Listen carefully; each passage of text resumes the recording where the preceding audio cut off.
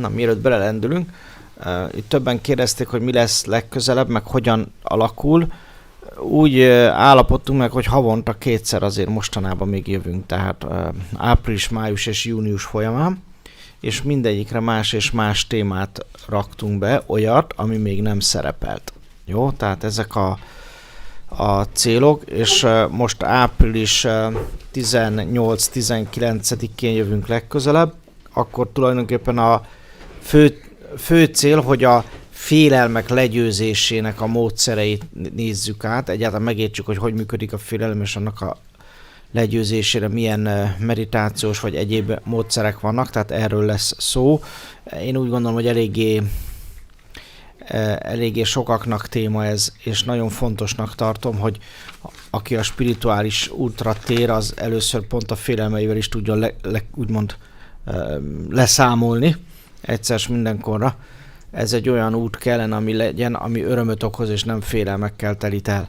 A április 25-26-ai téma az a teremtés és a bőség lesz. A bőségről volt már szó, most inkább a gyakorlatra és ilyen még gyakorlatiasabb megközelítésbe fogunk kezdeni, illetve szeretnék majd olyan meditációkat csinálni ott is, amik a bőséghez és a bőség tudatosságához való hozzájutásban segít, és ott kimondottan a teremtés folyamatát, illetve a teremtő gyakorlatokat is betennénk. Május 16-17, azt egy nagyon érdekes témának tartom, az erényekről lesz szó, az erények tudatossága a cím. Az erényekből nagyon sok van, és ezekből azért a legfontosabbakat, amik azért annyira nem is magától értetődőek, azokat szeretnénk egy picit jobban megbeszélni, ismertetni, illetve átbeszélni, és ott is azért szeretnék majd egy-két olyan meditációt megcsinálni, amikor egy picit így lecsendesedve például a szeretetet megéljük, tehát azt, ami ott van bennünk a minőségünkben, az igazi önvalónkban, azokat az erényeket egy picit megélni, ráérezni. Jó? Május 23-24-én az ego tudatosságáról lesz szó, tehát az ego tudatos használatáról. Itt nagyon sok mindenről lesz szó, tehát a test, a lélek és az elme tudatos használata, kis technika, meg nagyon sok olyan lehetőségnek az ismertetése, képességnek akár, ami tulajdonképpen az egónknak a határait tudja kiteljesíteni, kitolni. Nagyon sok mindenre, tehát aki tudatos ember, az a testében, a lelkében és az elméjében is olyan plusz képességeket és lehetőségeket tud felfedezni,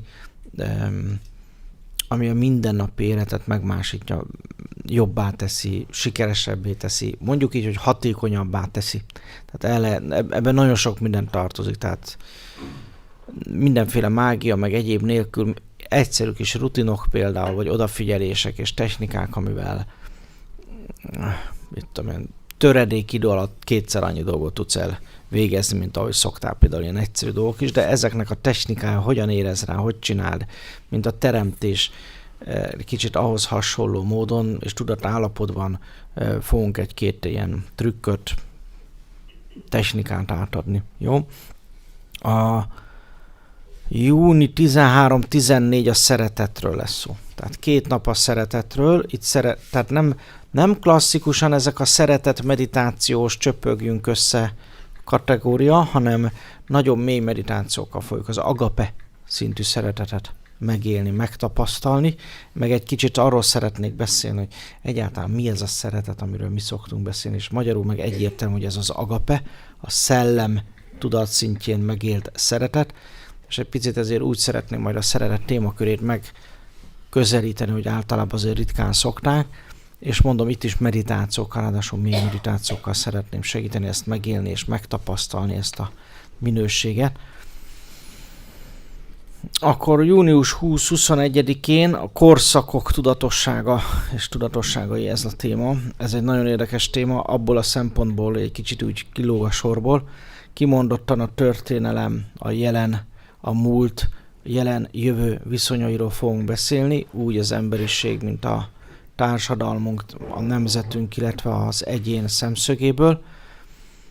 Hát a tervem szerint itt meg olyat is lehetne csinálni, olyan speckó meditációkat, hogy visszamegyünk a múltba, közösen együtt ugyanarra a pontra, vagy épp előre megyünk mondjuk közösen, és megnézzük, hogy mondjuk 5 év múlva mi lesz. Tehát ott ilyen terveink vannak.